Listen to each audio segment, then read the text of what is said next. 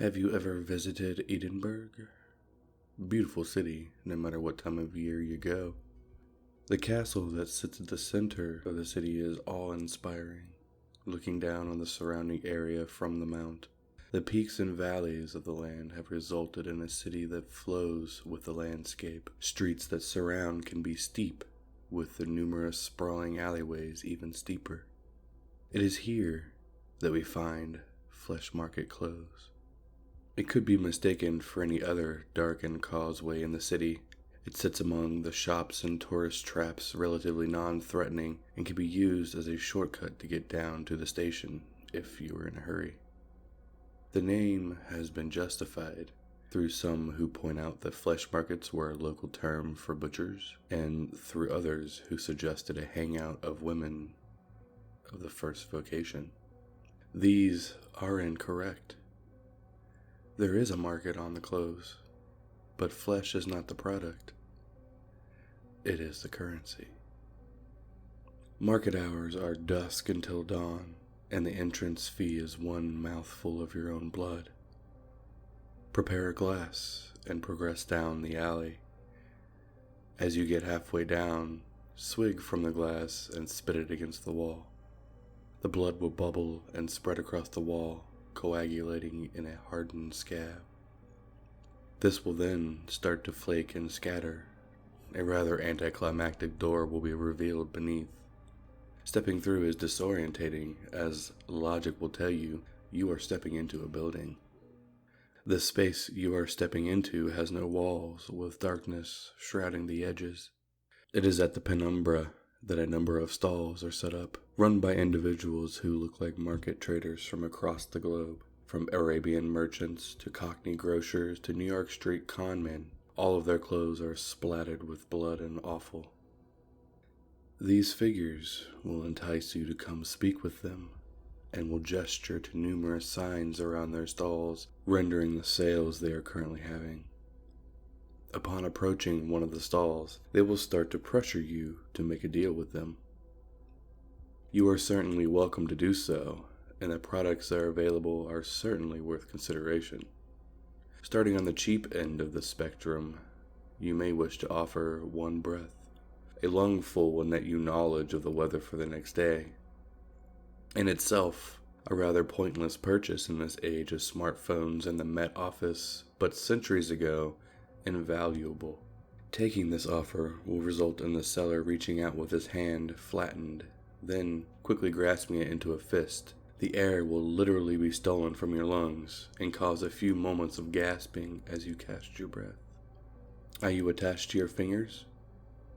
How attached? I mean, do you reckon you could do without your little finger?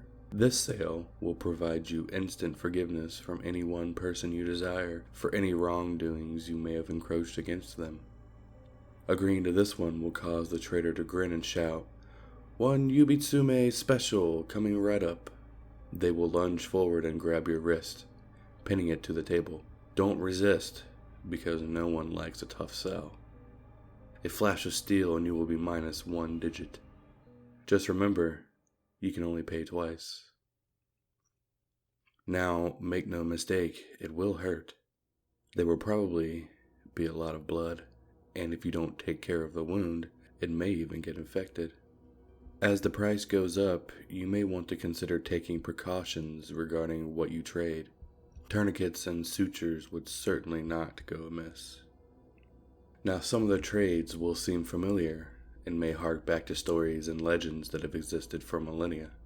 This is the influence the market has had on our culture, leaching in over the centuries. A pound of flesh will make it impossible for the next person you make a trade with to renege on the deal. Especially useful if you don't trust the company you keep. It has no use within the market, as all the traders here are trustworthy and will honor a purchase to the letter and the spirit. Best to leave this transaction until last. How about one of your eyes? Depth perception is overrated anyway. Offering up one of them will allow you to converse with our avian friends. You will be able to call down the birds from the trees, and they will be able to answer any questions you have. It is advisable that you avoid ravens. They have their own agenda, and it is not in your best interests. The salesman will grab you around the throat and slowly prise his fingers into the socket. A snap of the wrist and your visual organ will rest in their palm. Another snap, and it will disappear. It is at this point where you may want to consider stronger measures to ensure your survival of payment. In this strange little world of ours, the market is hardly the strangest. Artifacts and incantations exist that can allow the body to continue to function long past the point at which mortal coils will be shuffled from.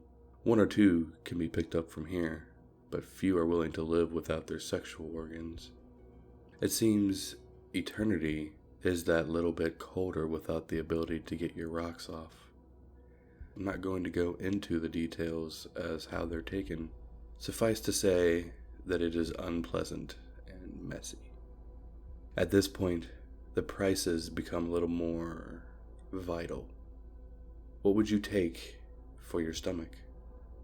In this deal, it would merit you the ability to understand the desires of anyone you talk to. Whilst you conversed with them, your mind will be filled with the images of that which they covet the most.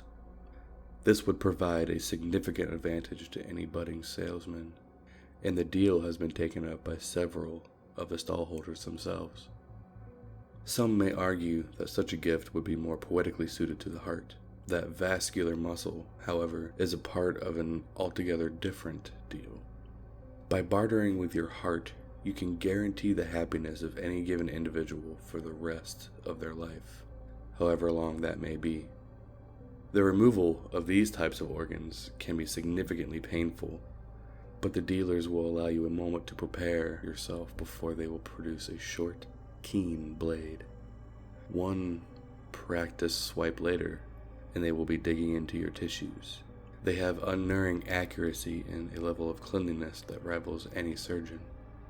Now, it is acknowledged in some places that once the deal has been sealed, a buyer may have second thoughts and may want to back out. This is not one of those places. Most of the contract is left unspoken, but you are expected to have done your research. The buyout clauses are a killer. While most of the body can be put on the table, there are limitations. The fact of the matter is that the brain is a seat of sentience and cannot be fully placed in. I say fully. There was one individual who offered to lobotomize the part of the brain that holds memory as part of the deal. The problem is, he cannot remember what it is he received in return. I hear he suffered night terrors for the rest of his days. Now at this point, I offer a warning. Up until now, I have detailed the price list for your own body parts. Whatever you do, do not attempt to purchase anything in the market with organs of another. Every figure in the market will stop and stare at you, and the one you attempted to defraud will scream, "That is not yours to trade."